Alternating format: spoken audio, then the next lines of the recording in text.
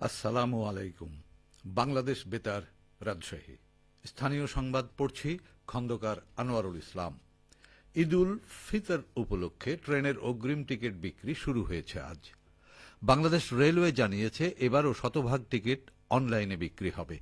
এছাড়া এবারের ঈদ যাত্রায় যাত্রীদের জন্য 5 জোড়া বিশেষ ট্রেনের ব্যবস্থা করা হয়েছে।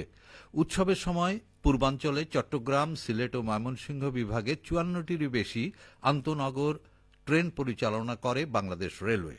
আর রাজশাহী, রংপুর, খুলনা বিভাগ নিয়ে পশ্চিমাঞ্চলে পরিচালনা করা হয় 58টি আন্তনগর ট্রেন। রেলওয়ে সূত্র জানায় আজ পাওয়া যাচ্ছে 13ই মার্চের টিকিট, আগামীকাল পাওয়া যাবে 14ই মার্চের টিকিট। এছাড়া 15ই মার্চের ট্রেনের টিকিট মিলবে 5ই মার্চ, 16ই মার্চের টিকিট পাওয়া যাবে 6ই মার্চ, 17ই মার্চের টিকিট 7ই মার্চ, 18ই মার্চের টিকিট 8ই মার্চ এবং 9ই মার্চ বিক্রি করা হবে 19শে মার্চের আগাম টিকিট। রেলওয়ের মহাপরিচালক জানান, শিডিউল বিপর্যয় ঠেকাতে ইঞ্জিন বাড়ানোর পরিকল্পনা রয়েছে। ঈদে যাত্রী চলাচলে এবার নিরাপত্তাকে সবচেয়ে বেশি প্রাধান্য দেওয়া হবে।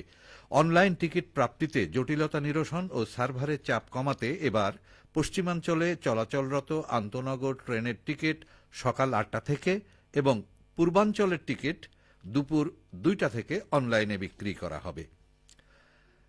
নাটোর সদর ও নলডাঙ্গা উপজেলা নিয়ে গঠিত নাটোর 2 আসন থেকে নির্বাচিত সংসদ সদস্য অ্যাডভোকেট এম রুহুল কুদ্দুস তালুকদার দুলু জাতীয় সংসদে বিএনপি দলীয় হুইপ নির্বাচিত হয়েছেন। জাতীয় সংসদ সচিবালয়ের সচিব কানিজ মাওলা স্বাক্ষরিত প্রজ্ঞাপনে দুলুকে এই নিয়োগ প্রদান করা হয়। উল্লেখ্য, অ্যাডভোকেট এম রুহুল কুদ্দুস তালুকদার দুলু নাটোর 2 সংসদীয় আসন থেকে গত 12ই ফেব্রুয়ারি অনুষ্ঠিত জাতীয় সংসদ নির্বাচনে চতুর্থবারের মতো সংসদ সদস্য নির্বাচিত হয়েছেন। বগুড়া 6 সদর আসনের উপনির্বাচনে মনোনয়নপত্র জমা দিয়েছেন বিএনপি মনোনীত প্রার্থী ও দলটির বগুড়া জেলা সভাপতি রেজাউল করিম বাদশা। গতকাল দলের সিনিয়র নেতৃবৃন্দকে নিয়ে তিনি এই মনোনয়নপত্র জমা দেন। এদিকে উপনির্বাচনে মনোনয়নপত্র জমা দিয়েছেন জামাতে ইসলামী মনোনীত প্রার্থী আবিদুর রহমান সোহেল। তিনি গতকাল রিটার্নিং কর্মকর্তা ফজলুল করিমের কাছে এই মনোনয়নপত্র জমা দেন। উল্লেখ্য, আগামী 9ই এপ্রিল বগুড়া 6 আসনে উপনির্বাচনের ভোট গ্রহণ অনুষ্ঠিত হবে। বিএনপির চিকিৎসকদের সংগঠন ডক্টরস অ্যাসোসিয়েশন অব বাংলাদেশ ড্যাব পাবনা জেলা শাখার উদ্যোগে ইফতার মাহফিল অনুষ্ঠিত হয়েছে।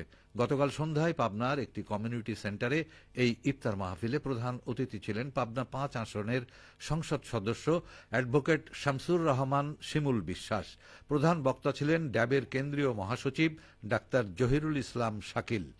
জেলা ড্যাব সভাপতি ডাক্তার তসলিমুল আরেফিন রতনের সভাপতিত্বে এবং সাধারণ সম্পাদক ডাক্তার আহমেদ মোস্তফা নোমানের সঞ্চালনা ও পরিচালনায় আরও বক্তব্য রাখেন পাবনা 2 আসনের সংসদ সদস্য এ.কে.এম. সেলিম রেজা হাবিব, পাবনা জেলা বিএনপির আহ্বায়ক হাবিবুর রহমান হাবিব। নওগাঁয় মোবাইল কোর্ট পরিচালনা করে শব্দ দূষণের অপরাধে 3টি পরিবহনকে অর্থদণ্ড প্রদান করা হয়েছে। গতকাল বিকেলে জেলা শহরের মশরপুর এলাকায় অভিযান পরিচালনা করেন জেলা প্রশাসনের নির্বাহী ম্যাজিস্ট্রেট শাকিল আহমেদ। এ সময় মাত্রাতিরিক্ত শব্দ সৃষ্টি করার অপরাধে 3টি পরিবহনকে 3,500 টাকা জরিমানা করা হয়। একই সঙ্গে ব্যবহৃত হাইড্রোলিক হর্ন জব্দ করে ধ্বংস করা হয়। অভিযান চলাকালে শব্দ দূষণের ক্ষতিকর প্রভাব সম্পর্কে জনসচেতনতা বৃদ্ধির লক্ষ্যে চালক ও সাধারণ মানুষের মাঝে লিফলেট বিতরণ করা হয় এবং পরিবহনগুলোতে সচেতনতামূলক স্টিকার লাগানো হয়। মোবাইল কোর্টে প্রসিকিউটর হিসেবে দায়িত্ব পালন করেন নওগাঁ পরিবেশ অধিদপ্তরের সহকারী পরিচালক নাজমুল হোসাইন। নওগাঁয় মাঠ থেকে রবি মৌসুমের আলু সংগ্রহ শুরু হয়েছে। এবছর চাষিরা পাপড়ি, ডায়মন্ড, কার্ডিনাল সহ অন্যান্য জাতের আলু চাষ করেছেন। জেলা কৃষি সম্প্রসারণ অধিদপ্তর জানিয়েছে, চলতি রবি মৌসুমে নওগাঁ জেলায় 21,970 হেক্টর জমিতে আলু চাষ হয়েছে।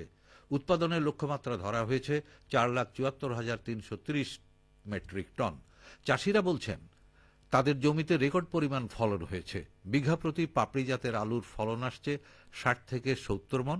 এছাড়া ডায়মন্ড, কার্ডিনাল ও উচ্চ ফলনশীল জাতের আলুর ফলন আসছে 80 থেকে 100 মণ। জেলা কৃষি সম্প্রসারণ অধিদপ্তরের উপপরিচালক হুমায়রা মণ্ডল জানান, উন্নত জাতের বীজ, আধুনিক প্রযুক্তি ও সঠিক পরামর্শ দিয়ে উৎপাদন বৃদ্ধির পাশাপাশি চাষিদের লাভবান করতে কাজ করছে কৃষি বিভাগ। উৎপাদিত ফলন সংরক্ষণে হিমাগারগুলো প্রস্তুত করা হচ্ছে। আগামী সপ্তাহ দুয়েকের মধ্যে ফলন সংরক্ষণ শুরু হবে বলে আশা করা হচ্ছে। সবশেষে আবহাওয়া। আজ দুপুর 12টায় রাজশাহীতে তাপমাত্রা ছিল 30.6 ডিগ্রি সেলসিয়াস। এ সময় বাতাসে আপেক্ষিক আর্দ্রতার পরিমাণ 27%। রাজশাহী ও পার্শ্ববর্তী এলাকায় আজ ইফতার সন্ধে 6:10 এবং আগামীকাল সেহরির শেষ সময় ভোর 5:08। সংবাদ শেষ হলো। আমাদের পরবর্তী সংবাদ দুপুর 2:05।